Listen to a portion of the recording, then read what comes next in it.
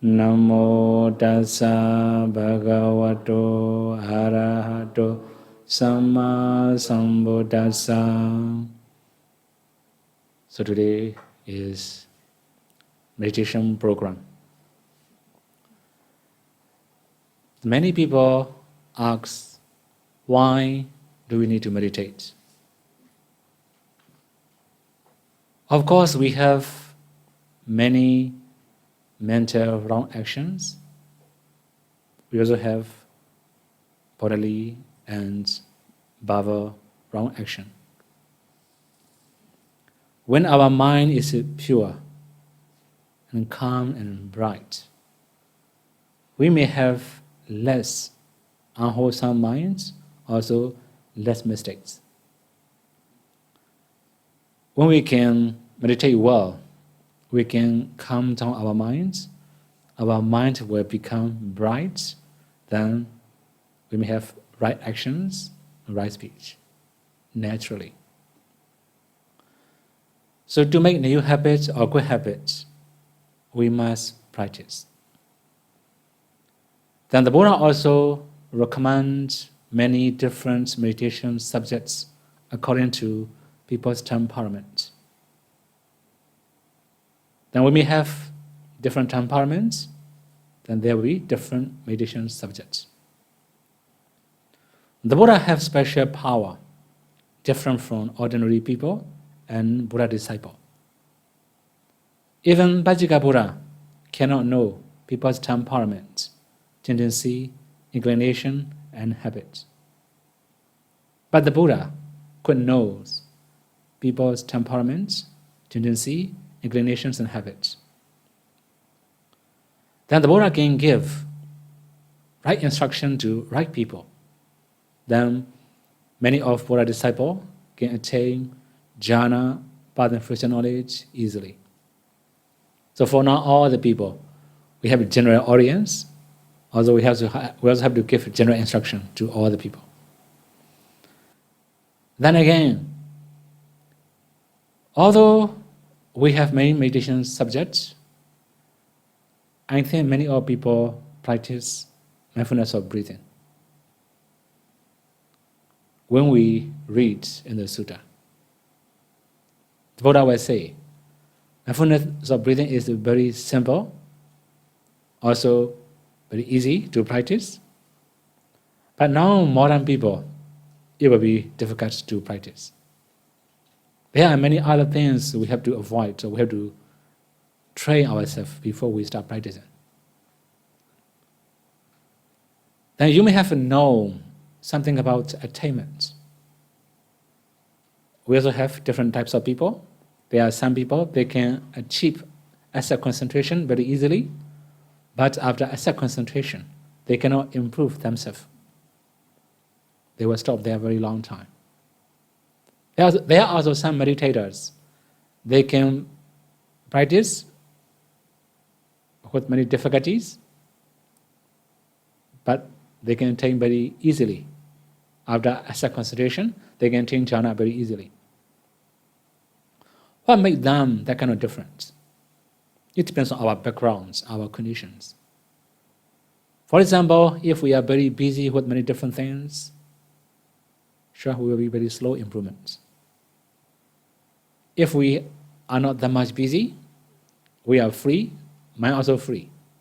If we have something in our mind to do, even very minor things, it can be very big disturbance in meditation. So we have major impediments and minor impediments. Major impediments mean we have to do very big things, like for example, construction. You have to repair your house, room, or construction, any construction. It can be big disturbance. Similarly, family issue. If one of the family members is sick or in the hospital or something, then sure, we cannot meditate very well. Another thing is organization, association, learning, and many different impediments. They are called major impediments.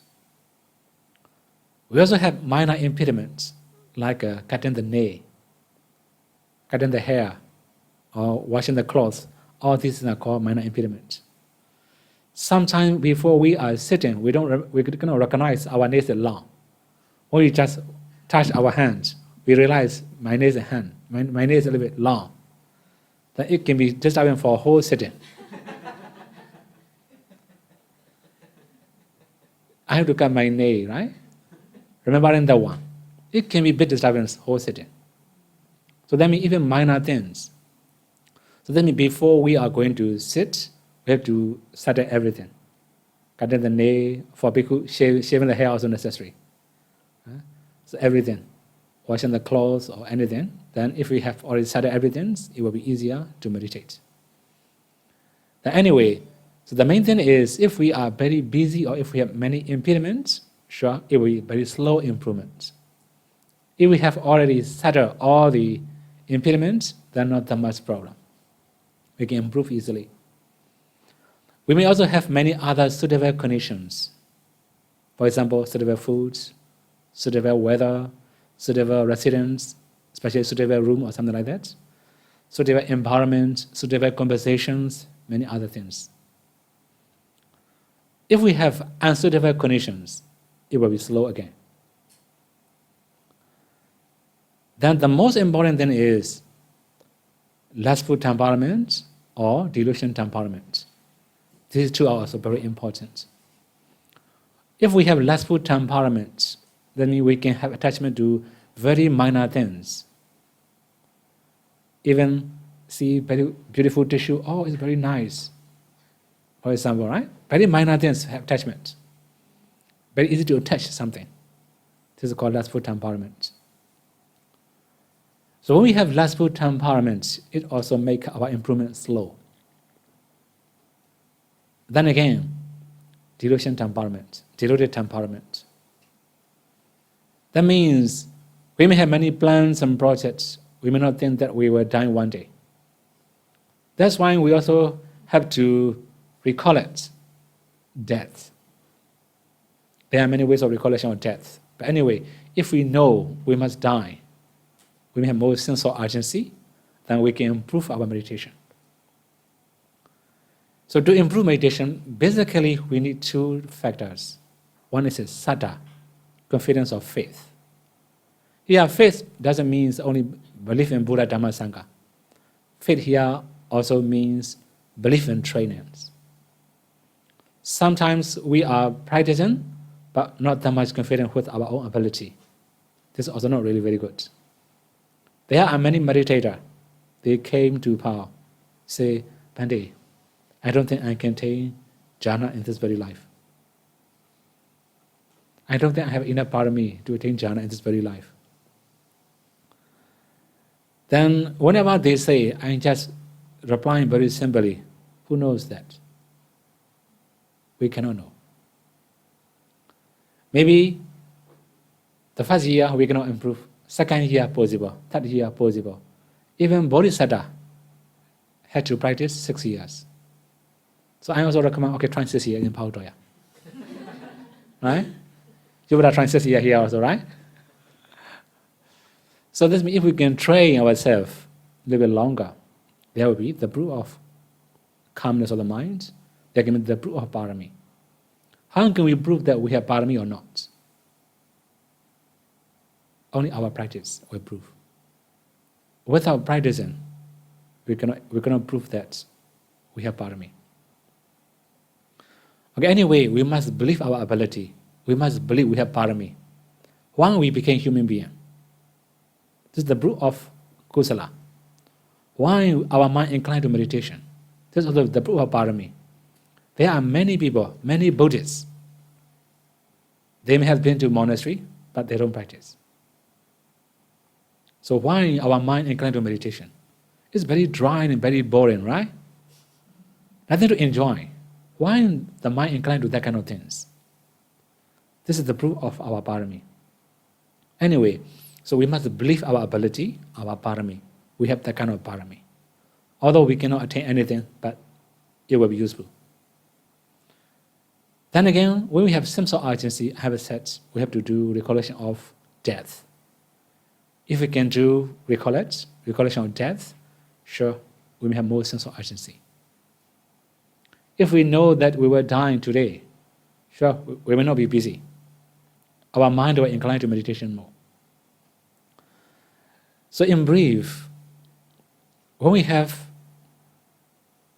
less delusion and less lustful minds, especially lustful temperaments, less attachment, then we can improve faster. These are basics. Then when we are going to start practicing Ānāpānasati, although we say it's very simple, the Buddha also say very simple, but we must learn how to be simple first. The breathing is natural all the time. We are breathing every day, every night, every hours, every minute, every second, we are breathing. But only we need awareness. If we are aware of the breath, then we are meditating. It will happen naturally.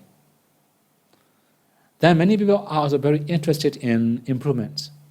After sitting, how long can we improve? Or how many hours do we have to sit? Or how many days do we have to practice? There are many, many questions like that. So briefly, we can understand, if you can practice normally around 20 days, sure, then you can start seeing the light, mostly. They can be shorter than that, also it can be longer than that. Roughly, majority of people will see the light after practicing 20 days. It doesn't mean you have to focus on the breath whole the sitting, half an hour. If you can do only half an hour in one sitting, possible. If you can do more than half an hour, it will be better. If you can focus more than 1 hour, it will be the best. So that means it depends on our minds. If we try to create something, our minds are not very stable. So don't create anything. So you have learned how to sit already, right? Sitting cross legs, keep your head and body straight. And also, why do we have to keep our head and body straight? When we have very straight body, then we cannot breathe in naturally. Our breathing is natural. If our body is not very straight, our breath is not very natural, especially when you bend forward, you can practically experience you are suffocating, not enough breathing. So always you must keep your head and body straight. But don't focus in the backbones or any other body parts. We may touch our hand together, we may grasp, but don't grasp very tightly. If we grasp very tightly, it will cause a tense in the body. So just touch slightly, keep it on the lap. We have to close our eyes very slightly. There are some meditators, they don't wish to close their eyes. Then they also ask me, can we keep our eye open, focus on the breath? Then I just reply very simply, when you feel drowsiness, open eyes, okay. But if you don't feel drowsiness, don't open. Keep your eye closed, focus on the breath normally. So we have to close our eyes slightly, not tightly.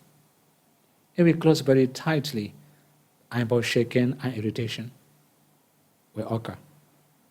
Also not that much comfortable.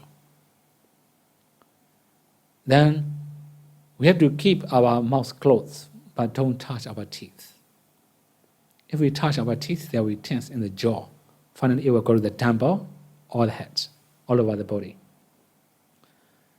So we have to close our mouth, but don't touch our teeth. Then, having said, we have to breathe in, breathe out naturally. What does it mean naturally? As we are breathing now. We are also breathing every day, every night, every hours, every minute, every seconds. As we are breathing normally, we have to breathe in, breathe out. Where is our focusing point? It should be around nostril. So here I don't mention the fixed focusing point. That means different people may have different touching points. That's why I didn't say focus at the tip of the nose or upper lip. It can be anywhere around nostril. If we focus on a very small area, then it will cause the tense again. Don't fix in one point. Your breathing system will change from time to time. That means sometimes your left nostril is breathing, right nostril is not breathing. Sometimes right nostril is breathing, left is not breathing. It's changeable.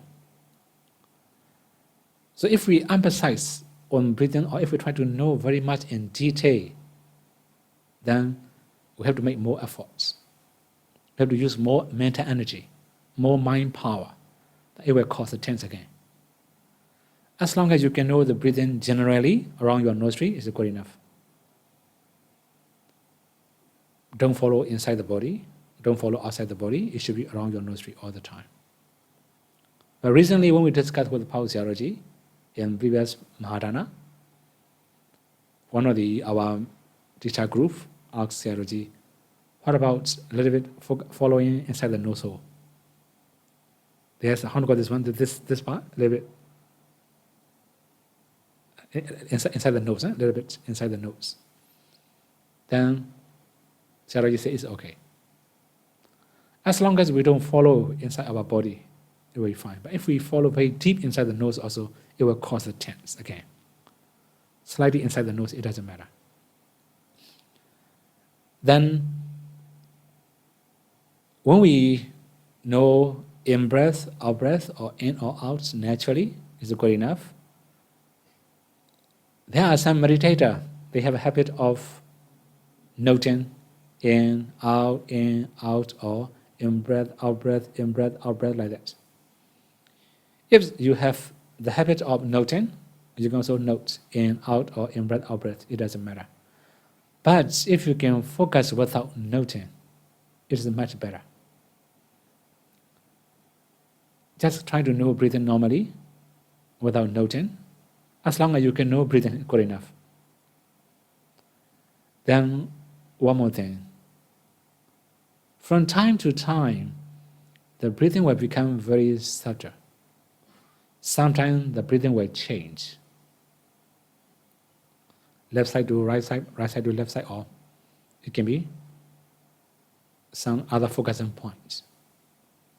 So our mind should be flexible. If we're trying to control breathing too much, then not that much comfortable. Especially when you control too much, you may feel chest pain and suffocating. When you feel chest pain and suffocating, then you are controlling too much. Relax your mind again. So if you forcefully breathe in, breathe out again also, you may feel tense around your nostril. Don't force, don't control. It should be natural all the time. Then one more thing here, counting method. Do we need to count, or do we not need to count? It depends. So when we have very little thoughts, we can focus on the breath without counting. It's better. When we have many thoughts, then we can start counting breathing. In, out 1, in, out 2, in, out 3, in, out 4, up to 8. In the text it's mentioned we can count at least 1 to 5, at most 1 to 10. We can stop in any number from 5 to 10. So here, in memory of Noble Eightfold Path, we just count 1 to 8. We apply the Noble Eightfold Path. So anyway, if we have to count, we can also count 1 to 8 again and again. If we don't have very much thoughts, we don't need to count our breathing. Just keep knowing breathing in, breathe out normally. Then, what about pay? There are many different meditation traditions. They emphasize on pay or sensation in the body. But now we emphasize focusing on breathing. not on the body. That's why if we can know only one thing, breathing all the time, it will be better. But when the pain becomes very serious and very strong, we're going to avoid knowing the sensation, knowing the pain. Then there are also some meditators, they have learned that they shouldn't move when meditate. Then I think many of Buddhists have learned the first discourse of the Buddha, turning the wheel of the Dhamma, Dhammacakkappavattana Sutta. In this discourse, the Buddha explained two extreme ways.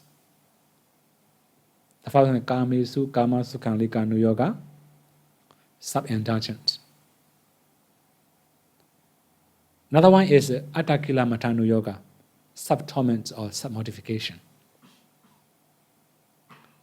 So, we also have middle way, Noble Eightfold Path. So we also have to know what's the extreme ways. The first one, self-indulgence. If we have self-indulgence, Kama Sukhanlika Nuyoga, we cannot be moral. We may break many of precepts.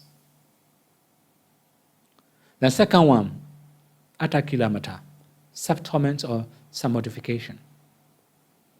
If we follow this extreme way, then we cannot concentrate very well.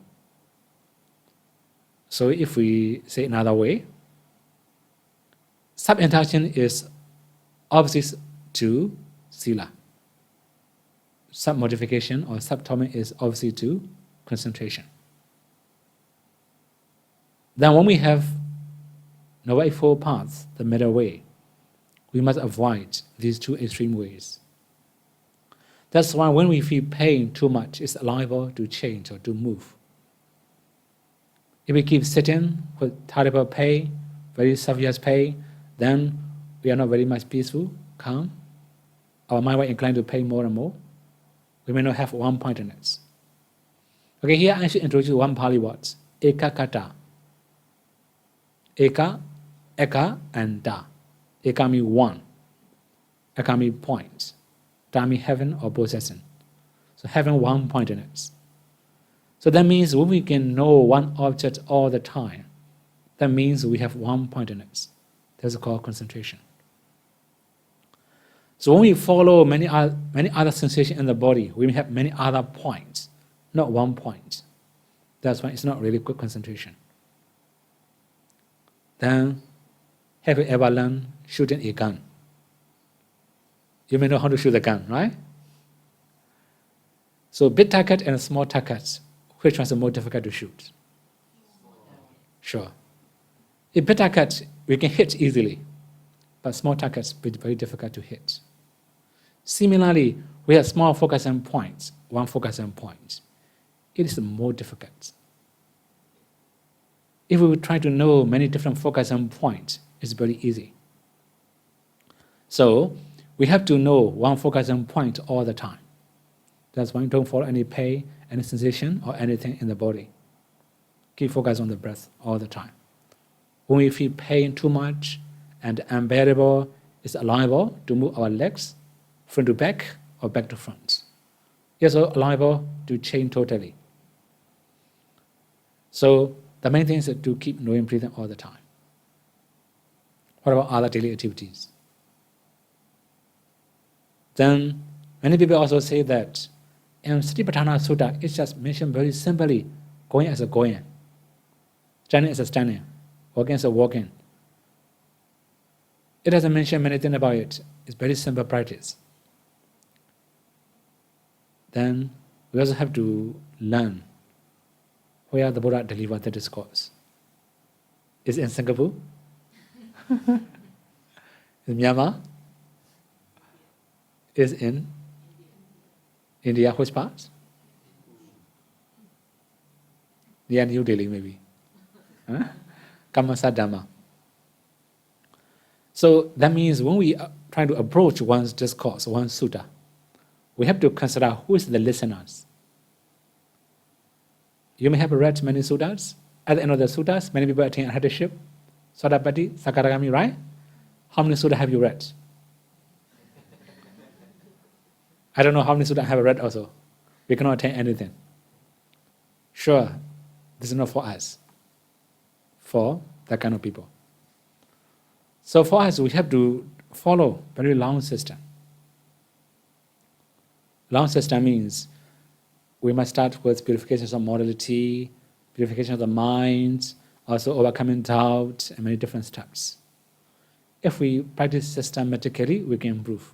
Otherwise, impossible. Okay, now let's just go back to Mahasatipatthana Sutta. Say, going as a going, standing as a standing. Then they also say, if we try to feel all the sensations in the body, is good enough. Right? Heat, cold. I think there are many of people from Myanmar, right? From Myanmar. Have you ever known anything about Namma Searo? Namma Searo. Nobody know, right? Okay. So we have a well-known Searo from Upper Myanmar called Namma Searo. You know, he make joke. No, not joke, because criticize or condemn that kind of practice. He says, if we can attain Nibbana by knowing the heat, all the living beings in the hell will attain Nibbana first. Right? They know pain more than us. If we can attain Nibbana by knowing the pain, all the living beings in the hell will attain Nibbana first. They feel pain every day, every night, in every second. Continuously pain.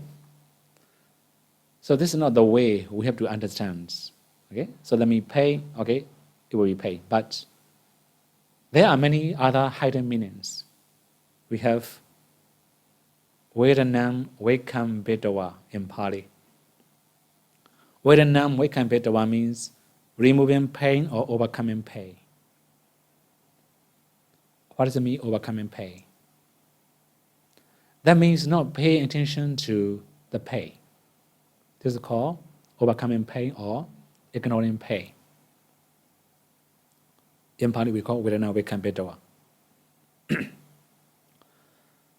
So can we have that kind of states for ordinary people? So now almost all the meditators here are just beginner. Can we have that kind of states, that kind of level? Can we overcome the pain easily? Sure, for all the new meditators, it's impossible. But when can we get that kind of state? When we have very strong joy, very strong tranquility, also rapture, we can overcome the pain. At the time, we may not remember our body anymore. Body is like a rock, still, tranquil. Then, although you're trying to move, you cannot move anymore. When you have that kind of state, you can overcome the pain naturally. You don't need to overcome it purposely. Just go where now we can better. For all the new practitioners, it's impossible to overcome the pain easily. It will be better for all the meditators to change the posture, move the legs front to back, back to front. Then there are many other ways of practicing Ānāpānasati. Now it should be very simple, okay? Now one more thing here. When we can train our mind very well, then our breathing will become subtle, naturally. From time to time, you can also know short breath, long breath, naturally. A short breath, long breath doesn't mean the distance or the measurements, feet or yards or inches or centimeter. It just means the duration. When our breathing is very slow, then we have long breath. When our breathing is very quick, very fast, it will be short breathing. So we have to know breathing in, breathing out naturally, whether it is short or long. Don't create to be short or don't create to be long. If you're trying to create something, it's unnatural. We cannot maintain a very long time. Also not that much comfortable. Don't create, don't force. So you can practically imagine something. For example, close eyes, visualize a beautiful flower in your eyes. How long can you maintain? Within a few seconds, it will disappear. This is creation, visualizing. So don't try to visualize anything, don't create anything. It should be natural. Don't make it short or don't make it long. It should be natural all the time. Similarly, we also have subtle breaths. Buddha also mentioned whole breath body. Okay, here are some misunderstanding about whole breath body. Even in Myanmar, we have many other traditions. They say whole breath body means we have to know breathing all over the body. Breathing in the chest, shoulder, knee, and lap, and everything. All over the body. But it doesn't mean we have to follow all over the body according to Pali text and commentary. Whole breath body means we have to know the breathing from the beginning to the end at the tip of the nose, without following inside or outside. Now what does mean kaya? In Pali we call sabha kaya parisamvedi. Sabha means all or every. Kaya means the body. Parisamvedi means knowing. Knowing all over the body. People translate like that. Here, when we say kaya, you may know kaya sankhara, vaci sankhara, citta sankhara. You may have known that one, right? You may have anyway. You may have had that kind of usage. Kaya sankhara, vaci sankhara, citta sankhara. What's the kaya sankhara? Kaya sankhara means asasa pasasa kaya sankhara. That means breathing in, breathing out is called kaya sankhara. That's why here kaya means only breathing, not body. This body, breathing is called kaya sankhara. That's why we have to know breathing in, breathing out from the beginning to the end at the tip of the nose or around nose ring, on the touching point. So that means we can also know breathing in, breathing out from the beginning to the end. Our breathing will touch at one point. It will touch and go in, go out. So we have to know from the beginning point to the end when we go in or go out. If we can know detail, we can also maintain our concentration a little bit longer. Especially when you have very, very many thoughts, then you can do that kind of method. Most of the time, just focus on the breath normally. It will be easier. If we try to know very much in detail all the time, you have to put more energy. Because of putting too much efforts, you may get tired within a few minutes. Now, one more thing here to remind all the meditators. That means don't use too much mind power. People think that if we can try very hard, we can improve faster. This is a wrong perception. If we try very hard, we'll get tired within a few minutes. This is theory. This is practical theory. Now, one more thing is, if we put normal efforts, we can maintain 1.5 an hour. If our efforts are up and down, 1 hour. If we have to sit more than 1 hour, we will be tired. Then if we put very strong mental effort, very strong mind power, not longer than 20 minutes. After 20 minutes, you get exhausted. No more willingness to continue. Just sitting and thinking. That means you have to use a lot of mind power to know the breathing. That means save energy. If you can save your mind power, it will be easier and easier to maintain. Also, not that much tired. Now here again, when we have to know whole breath body, from the beginning to the end, don't put too much mind power. As long as you can know breathing normally, keep knowing breathing. But when you have the thoughts, you can do whole breath body. It will be easier and easier. But one more thing. When you have very subtle breath, you cannot focus whole breath body. At the time, don't try it, or don't create. So at the same time, when we have subtle breaths, then there will be the light, the appearing of the light. We cannot say exactly when we can start seeing the light. For some meditator, although they are focused on the breathing normally, they can see the light. There are some meditator, although they are counting breathing, they can see the light. Then there are some meditator, then when they have very subtle breath, they see the light. Mostly, majority of meditators, when they have very subtle breath, they start seeing the light. We can also understand another way. When we start seeing the light, our breath becomes very subtle. Okay, so that means seeing the light is also the sign of improvement. Then many people ask, how can we know that we are improving? The answer is very simple. When you can feel peacefulness, calmness, rapture, joy, is very clear, you are improving. Another one is that you can focus on the breath comfortably all the time, sure, you are improving. If you have many thoughts, many disturbance, sure, not improving. Another one is a harmonious focusing. Harmonious focusing means you can focus on the breath effortlessly. You don't need to make any special efforts. Your mind knows the breath naturally, automatically, like a rhythm. If we can know like that means you are improving. So if we can know breathing effortlessly, this is the best condition. If we can know effortlessly, around 45 minutes we will see the nimitta. Actually, when you read Knowing and Seeing, Sayadaw writes, I think half an hour. Sayadaw says, if you can know breathing continuously, around half an hour, you will start to see the light of nimitta like that. Maybe Sayadaw have more experience than me. I have in Powder more than 10 years. So I have been teaching about more than 10 years. So Sayadaw has been teaching longer than me, very long time ago. He has more experience. Maybe half an hour is long enough. So that means, now in my experience, if someone can see, someone can know the breathing effortlessly, around 45 minutes or 40 minutes, they can see the nimitta. When you already know anything, you will find half an hour. I think half an hour is enough. If you can know breathing effortlessly, half an hour, we will see the light, we will see the nimitta.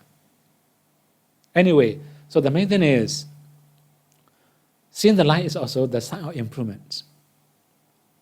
One more thing here. When we see the light, what should we do? Should we focus on the light or should we focus on the breath? Sure, it's very clear, we have to focus on the breath, but not that much easy. It depends on the skill, how skillful we are at the time. There are some problems with light for all the new practitioners. That means whenever we have new experience, we are very happy, very exciting, right? Whenever you have new experience, you may have exciting. Similarly, when we start seeing the lights, even flashlights, exciting. Mind inclined to the light, disappear, no more. Then he's sitting, expecting the light. It will not appear anymore. So that means, whatever experience you have, for example, very calm, peaceful, harmonious, or the light, or tranquility, or anything, whatever good experience you have in the past, don't think about it in the second session. Don't think about it in the next session. When you expect, it will not appear anymore. Another thing is seeing the light with the eyes. It's more tolerable. Mostly we have the habit of seeing anything with our eyes. That's why when we start seeing something, we try to use our eyes. In reality, when we are meditating, we are closing eyes. We have closed our eyes already. We cannot see anything with our eyes. But our minds inclined to the eyes, we try to see the light with our eyes.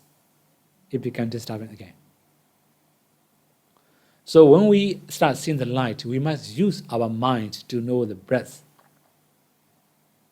Although the light appears, it cannot distract that much. When we use our eyes to see the light or to see the breath, the distraction will be stronger, more serious. That means at night when you walk around, the car headlight will come to your eyes. Your eyes blur, right? You cannot see anything. Also sometimes tear come out. Similarly, if the light becomes very strong and powerful, it will come to the eyes. It will distract the eyes too much. Then tear come out. Not that much comfortable. Some eyeball shaking, eye irritation, many other disturbances. Here the main point is, when we start seeing the light, we must use our mind to know the breath or to see the light. Don't incline to the eyes too much, or don't use eyes to see the light or the breath. In reality, we have already closed our eyes. We're going to see with our eyes anymore. So we must know how to use our minds. Sometimes people also ask, Bhante, how to use our minds to see? Then, very easy example, just incline to your house now. You can see your house. Although you open your eyes, you cannot see practically, but in your mind you can see it. Similarly, trying to see the breath, try to know the breath with your mind. One more thing here. That one is breathing meditation is different from other subjects. For example, kasina. We have to use piece of paper. For example, white kasina, piece of paper. Then open eyes, trying to visualize it, trying to absorb on it. Close eyes, visualize the white color.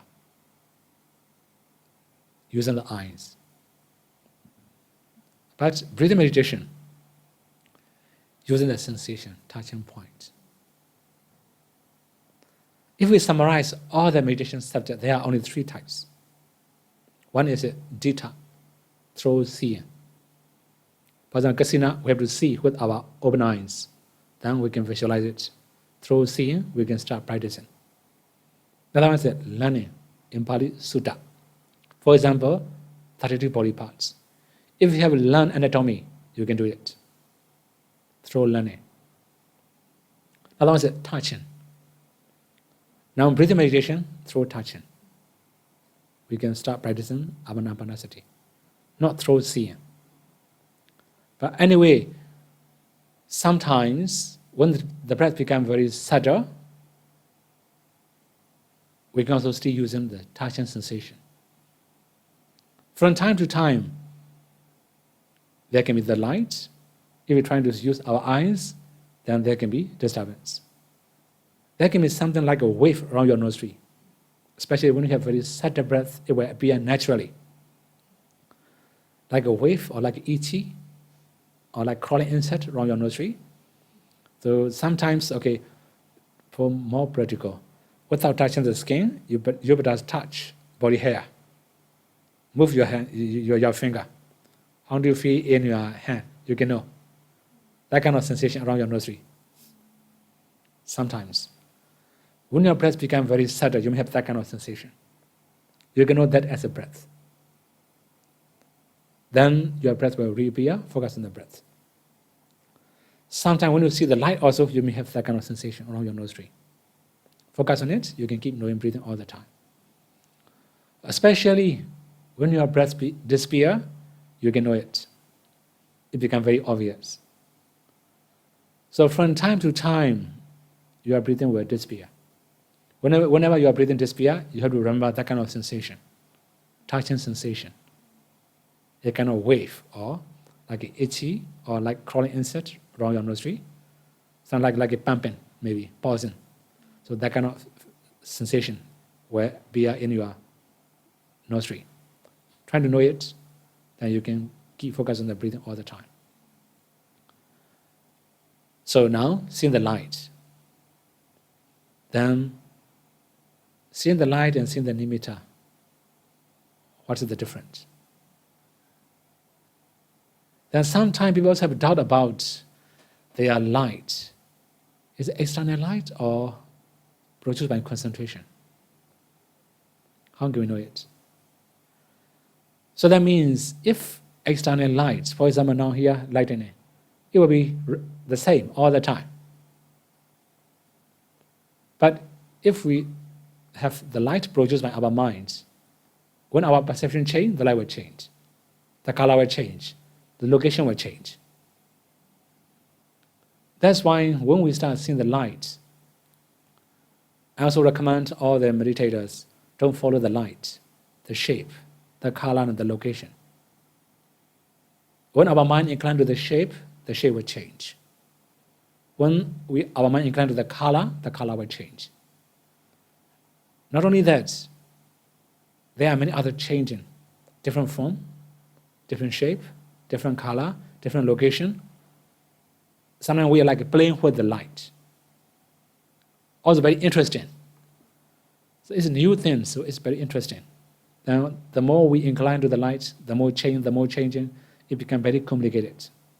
So make it simple. What about light, color, shape, or location? Keep knowing breathing all the time. The light will become very stable. So sometimes when the light becomes very stable, it will change to the nimitta. That means the breath itself change to the light. In the very beginning, you can know the breathing together with the nimitta. But later, your breath will disappear naturally. Your mind will incline to the nimitta naturally. It will be the best. Focus on the nimitta naturally. Don't think about the breath anymore. So that means if we can practice continuously, focus on the nimitta, then there can be absorption states. The mind will deep inside the nimitta, or the mind will absorb the nimitta. We cannot know any other objects, we just know only nimitta. Very simple subject. Then it will be called jhana. Then again, many people also ask,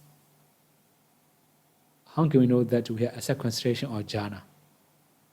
Upachara samadhi, Ānāpānasati samadhi, right? How can we differentiate between these two, upachara and apana? In both conditions, the jhana factors are very obvious. Vidaka, vichara, piti, sukha, ekagata, jhana factors, and you may have known that one. One more thing here, many people misunderstand. Knowing jhana factor is called jhana. They have learned from many different teachers, many different traditions.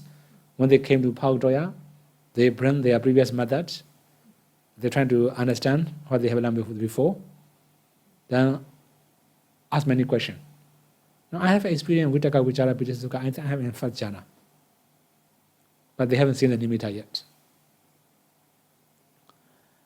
So here, the main point is, knowing jhana factors or understanding jhana factor is revealed knowledge, not jhana.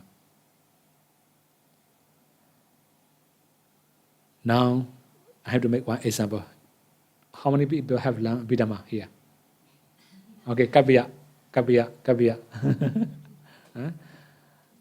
Okay, very easier one is, I will see the color, the shape, the form, right? I consciousness. The object of I consciousness is only the color. We call embodied vana. Ear consciousness, sound. Nose consciousness, smell. Tongue consciousness, taste. Body consciousness, tangible objects, right? Then we have mind. Object, it can be anything. Okay, what about the object of jhana? The object of jhana is a nimitta. So that means if we can know the nimitta continuously, that's called jhana. If we just know jhana factors, this is not jhana. This is revealed knowledge. So I think later you have to learn object and consciousness combination, right? Right? So I think for Myanmar people, you can learn Bidama in Singapore and you can also join Bidama examination. Right? Only for Singaporean, you may have difficulty to join the examination. Okay. Anyway, so the object of jhana is nimitta. So without nimitta, it's impossible to attain jhana. Then, okay, now upachara. When can we say that we attain upachara? What kind of nimitta is the object of upachara? It will be the same. Patipaka nimitta. the counterpart side, is the object of upachara, asset concentration. So the difference between upachara and apana, that means asset concentration and absorption concentration, is only controlling faculties. At the stage of upachara, controlling faculties are not very strong yet. That's why we cannot maintain very well. We may fall into the bhavanga. We have very deep concentration, but we don't have enough mind power to maintain it, fall into the bhavanga. Especially when our efforts and concentration are not balanced, then we may fall into the bhavanga. Bhavanga means a kind of mind states, like unconscious states. You cannot know any particular object. You know something, but you cannot say what you are knowing at the time. That's called bhavanga mind states. So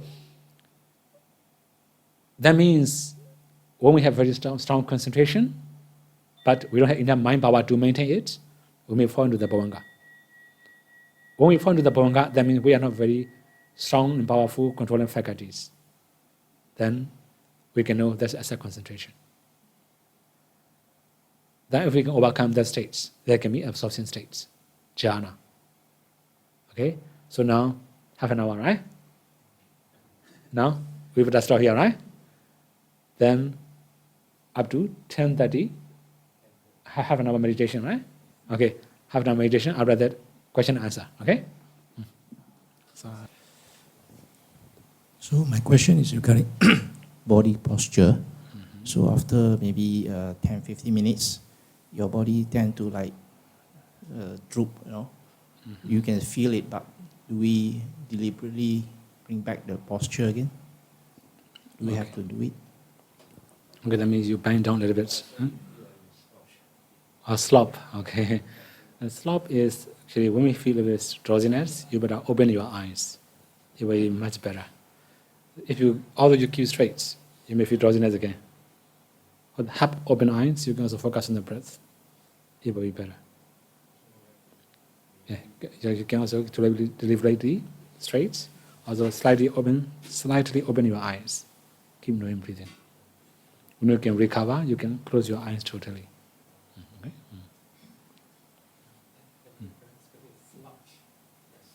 Slush, okay, fine. Okay. I say slush, okay. So that means as long as you feel comfortable, it doesn't matter. Keep knowing it. But if you bend too much, slop too much, then you may feel suffocating. And at that time, it will be necessary to keep your head and body straight again. Okay? Okay.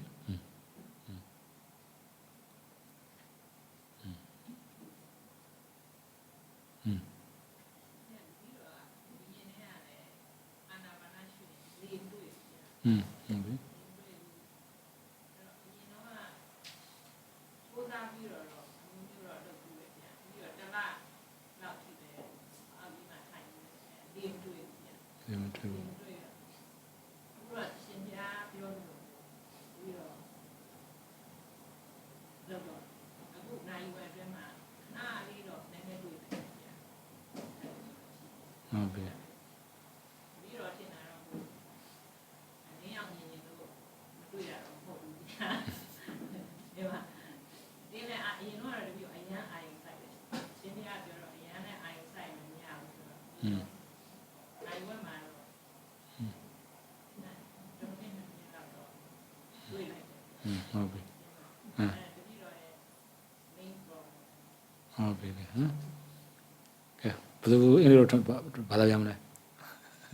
Okay, now the hard question is, she has tried many ways, or she has practiced many methods, she cannot find the breath. Now because of the instruction today, I also recommended don't put too much mind power, right? So now she can find a little bit, she can know maybe around a few minutes breath. Okay, so now, that means sometimes mind is in hurry. When our mind is in hurry, we may put more efforts than not that much good focusing. So we have to relax our minds more. We can feel free and comfortable. we can focus on the breath a little bit longer. Okay? Okay. So more patience. I hope we.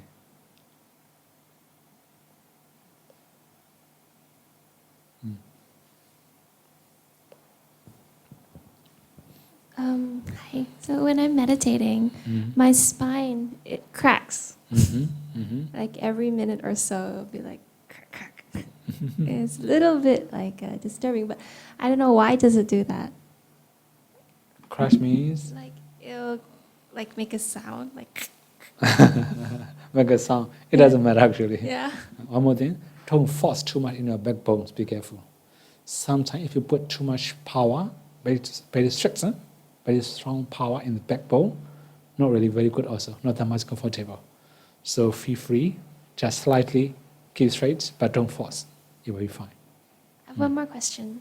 So when you see the light, there is like a strong desire to like be absorbed in the light, and then also like I feel like if I go through the light, everything will disappear for some reason. Sure.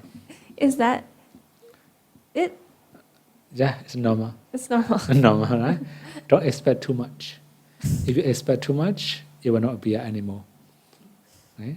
So as you treat your enemies, right? Just ignore everything. Just ignore it. Ignore everything. So if you expect, because you have seen the light before, right? So the next sitting, don't think about previous session. We have to restart as a new meditator. So is the point of the light to go through the light or not supposed to go through? Through the light me? I don't know, it's like a very strong urge to go through the light. No, you're not supposed to, you're just supposed to ignore everything. So that means in the very beginning, when you start seeing the lights, it's very interesting. Your mind will incline to the light more and more, right? But whenever your mind incline to it, it will disappear or change. It's normal. If your mind does not incline to it, it will remain around your face. Okay? Like running after your shadow. If you run faster, your shadow will run faster, right? Similarly, if you follow the light too much, it will change, not that much stable. Also, too much excited. If your mind does not incline to the light too much, it will remain there. Okay?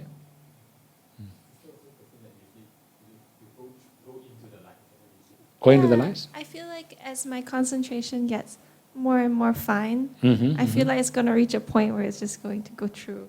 Go through the light. I don't know, as my concentration gets more and more fine, the light seems to get more and more concentrated. And then I feel like it's going to reach a point where it gets so one-pointed that it disappears. I see. Okay, one more thing. That means if you're trying to know very small points, you cannot maintain very well. Okay, so don't try very small points. Then it seems good in the very beginning, but later you cannot maintain anymore. No, because like I read the instructions and then every time it's like, okay, you do this and then you get here. But when you get to the light, I don't really know what to do anymore. Like, you know, there's no more instructions. Okay, after seeing the light, what to do? Okay, after seeing the light, also keep knowing breathing.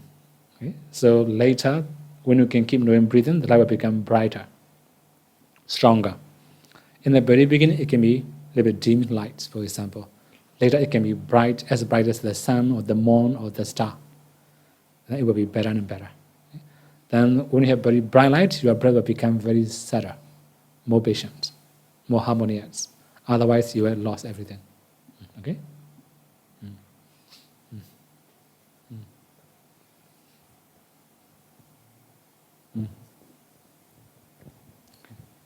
Bante, let's say if we actually sit for 1 hour, and let's say after half an hour, you are almost into subtle breath, but then wandering thoughts will come in. Sure. So how do you actually, what are some skillful ways to, treat that? Okay, so there's also the problem, sure. Especially when you have subtle breath, you are not very, very patient. This is also one reason. One more thing is, when you have subtle breath, don't fix too much. Your mind should be flexible. After a few seconds, remind yourself to know the breath. After a few seconds, remind yourself to know the breath. You have to remind after a few seconds, every few seconds. Otherwise, you will lose. Okay? So just reminding, make your mind flexible. Then you can maintain focus on the breath. Okay? Outside formal sitting, that means when we are, going about, carrying out the duties of a householder. What are some skillful ways that Bhante would recommend to maintain mindfulness? Actually, when we have wholesome thoughts most of the time, not really big problem. And whenever you have free time, you may have habits of knowing the breathing, or you may do recollection of Buddha's quality or something like that. It will be good enough. Similarly, sometimes reading the Dhamma books, for example. Right? As long as you have more wholesome minds, the next time when you start meditating, your mind will be ready. When you have more unwholesome mind, not that much ready. Okay?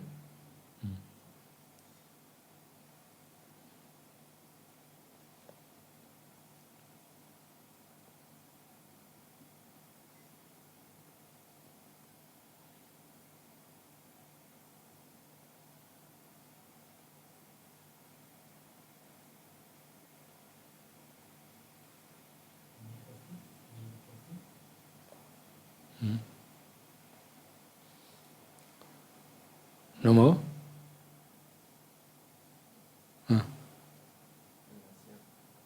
think just now you mentioned that if you practice diligently for 20 days, every sitting, I think 45 minutes, you will get into nimitta.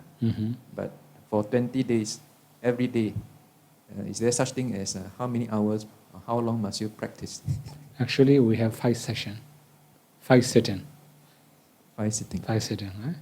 So you can get 20 minutes many times, or half an hour many times in this 5 sitting. It will be good enough.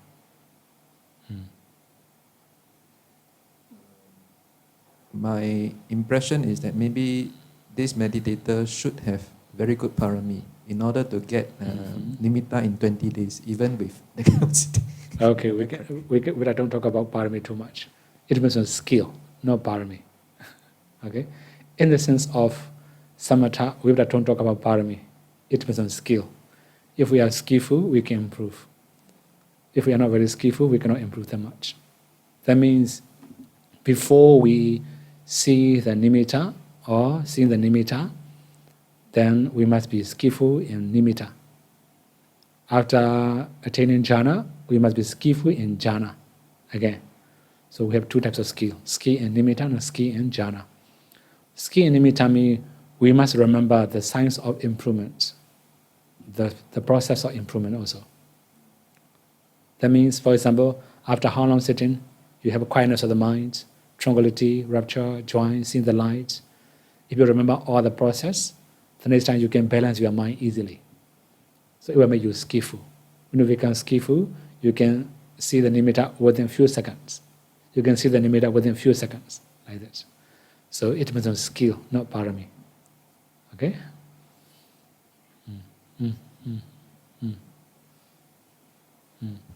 The last time I did a retreat in Moulmein, I felt like I was closing my eyes for a long time each day, and I got very tired of closing my eyes. Like my body didn't want to close my eyes anymore.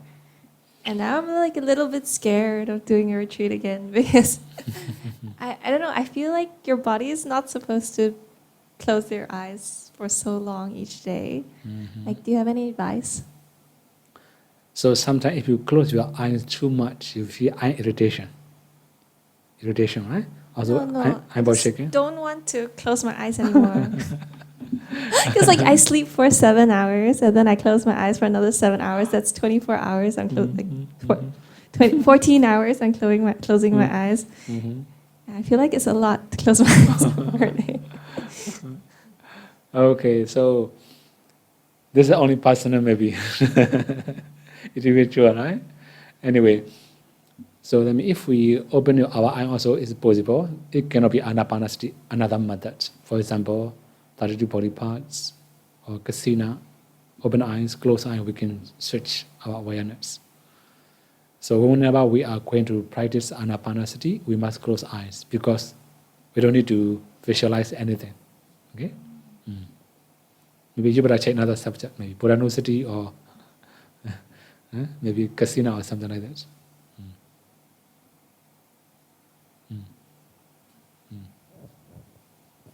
One day when we meditate, right? So after a period of time, right, I know that there is a first mind and a knowing mind. That knowing mind that what is happening, but after a period of time, you get you go back to the breathing. Then should I say there is nothing happen, nothing. But I know that the breathing in, start of the breath to the end of the breath, breathing out, the start of the breath to the end, but still nothing happened, nothing. Then if I see, I'm not sure it's a normal light or purple light or pixels. Meaning that it's a lot of pixels. I also don't know what is that. But I ignore it. It's like nothing happens. So nothing, you get bored. Nothing happens. Yeah. So I don't know sure what's the thoughts. I don't know that it's to concentrate on the breathing in, breathing out, beginning of the breathing. But nothing happens. You get very bored. Sure. Okay, so that means seeing purple or any color, right? So this is also interesting. Interesting, right? But if you are interested in it, you will lost. You will get lost. Anyway, so meditation is different from other enjoyments. Before we have tranquility, rapture, and joy, we are very easy to get bored or lazy. When we have tranquility, rapture, and joy, then we have interest. We start interested in breathing or meditation, it will be better and better. Another thing is impatience. When we have quietness, our minds are not ready to accept that kind of quietness, that impatience. So mostly minds are busy. If we have busy mind, we are very familiar with busy mind. When we have quietness of the mind, not very familiar, then we will start analyzing, investigating many different things. Then finally, no interest. Right? So if we know the value of meditation, then we may have more interest. So from time to time, we also have to reflect the value of meditation. If we know the value, more respect. Right? It will be getting better. Okay?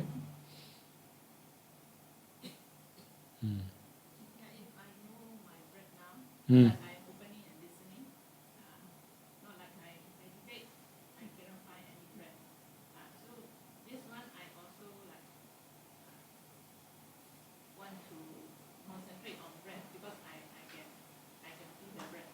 So is it the good way or what should I do? Actually, when we are listening, now we can also know many other objects. We can also know breathing. Okay, this is just normal, not really big problem. But when we have to do only one thing, this is the problem. So we have, for example, walking and focus on the breath. Possible. You have to do two things together. Speaking, if you have to speak very quickly, you cannot know the breath, right? You just speak slowly, you can know the breath, sure.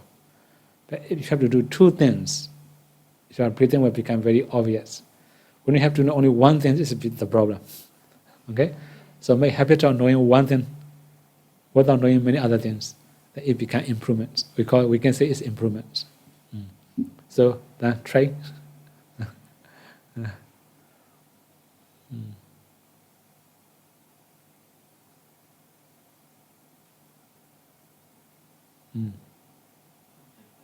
Question is that when we study Abhidhamma, right, there always this moment, harmony state of Bhavanga moment or jhana moment. Why is it important to know that like there is 17, there is 12? Why do we need to know this? How long is that moment? This I really don't know. Why is it important for meditation to know what is coming next? Okay, so we have different types of competence. Competence, right? For example, we have continuity competence, synthesis competence, functional competence, and subject competence. Sorry? Yeah, we can say object components, for example, right? So 4 components for nama. So if we can know the mental process, we can break down the continuity components. Then we can know the nature of anatta clearer. Then similarly, if we can know all the associated Dhamma in one mind moment, we can also break down the synthesis components. And at the same time, we can also very clear understanding. We can have very clear understanding of anatta, the perception of anatta, right? So to make it anicca dukkha anatta clearer and clearer, we have to know all the things. That's why it was also important. Similarly, functional components. That means we have to discern lakkhana, rasa, paccupatthana. Lakkhana means the characteristics of nama rupa. Rasa means the function. Paccupatthana means the manifestation. Pratthana means proximate cause. If we can know all these things, we can also break down the functional components. Then we can also break down many of components, and we can also know the nature of nama rupa clearer. Also, we can understand anicca dukkha anatta clearer and clearer. So for this purpose, we have to learn. We have to know. Okay?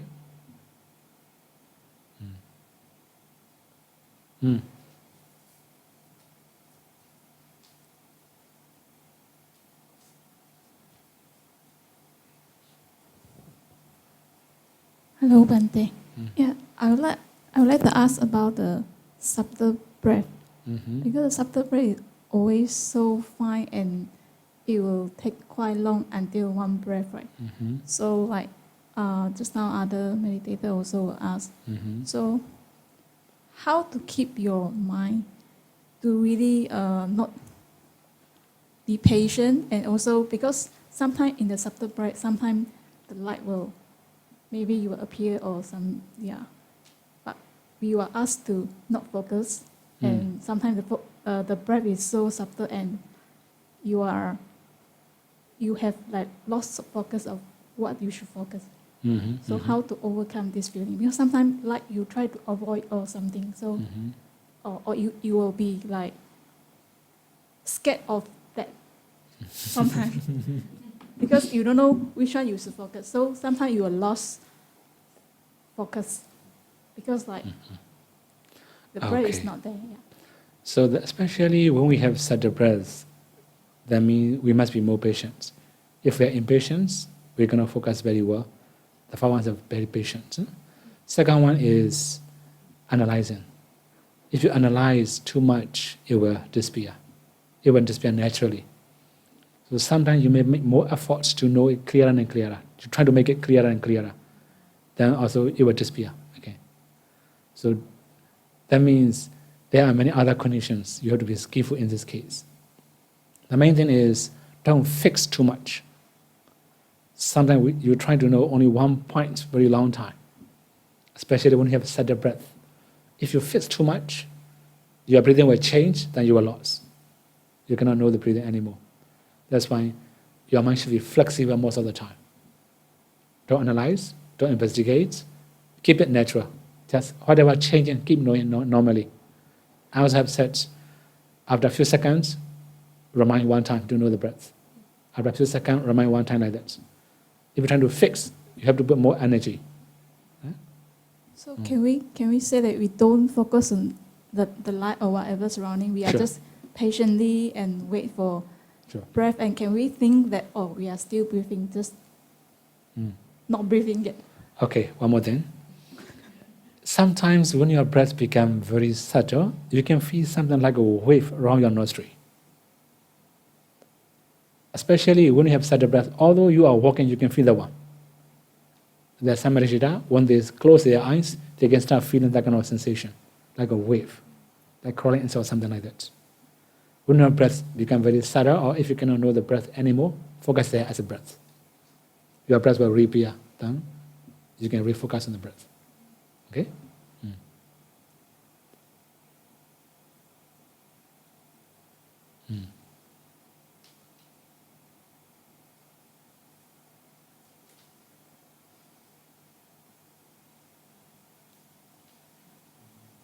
Maybe one last question. Mm.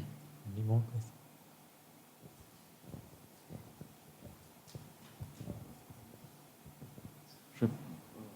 And there's just one last question. Mm. Because there's a lot of meditators say that when suddenly we get lost. So once we get lost, what should we do? Should we get out of the sitting, come back again, or continue? When we get lost, we get into our defilement thoughts, we get to worry, we get to bored, we get to fear, we get to, what should we do next? Actually, it depends on why we get lost. This is also the reason. Right? We also have to know the reason. For example, because of thoughts, if we get lost, we can relax our minds. Sometimes because of too much mind power, we get lost. Then relax again also.